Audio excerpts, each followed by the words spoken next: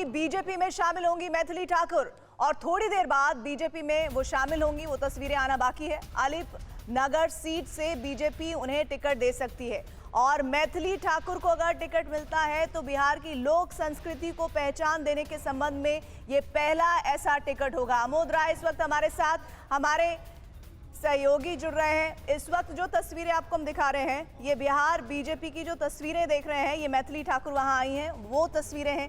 अभी सीधे हम रुख कर लेते हैं आमोद का। आमोद, क्या इंफॉर्मेशन है, क्योंकि मैथिली को लेकर सीट भी कंफर्म है और कहा जा रहा है जो मिश्र साहब है उनकी टिकट कट सकती है इस सीट से।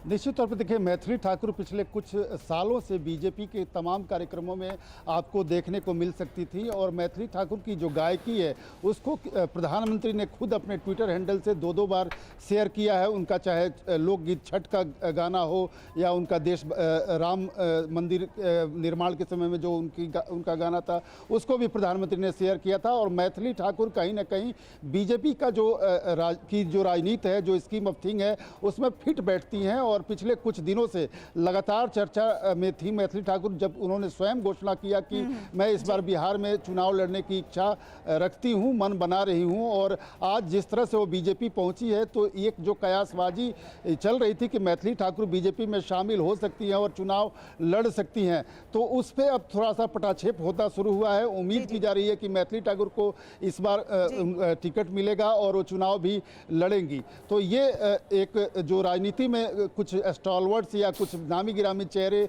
जो बिहार के राजनीति में आ सकते थे, उसमें से मैथिली ठाकुर का भी था कि देश भर में उनकी लोकप्रियता और लोग उनको जानते हैं। बीजेपी एक युवाओं में मैसेज भी देने की कोशिश करेगी। और मैथिली ठाकुर खुद ब्राह्मण वर्ग से आती हैं, तो उस क्षेत्र में, मैथिल क्षेत्र में उनकी एक अच्छी खासी पकड़ और उनकी एक लोकप्रियता वहाँ देखने को मिल सकती है। अमोद, जैसा आप बता रहे हैं, और ये टिकट अगर उन्हें मिलती है अलीनगर से तो मिश्री लाल यादव का टिकट कटना लगभग तय माना जा रहा है इस फैसले के बाद। और मिथिला में उनकी लोकप्रियता को देखते हुए बीजेपी का ये बड़ा राजनीतिक कदम होगा। शुक्रिया आपका। साथी रुपेश, आपका भी शुक्रिया।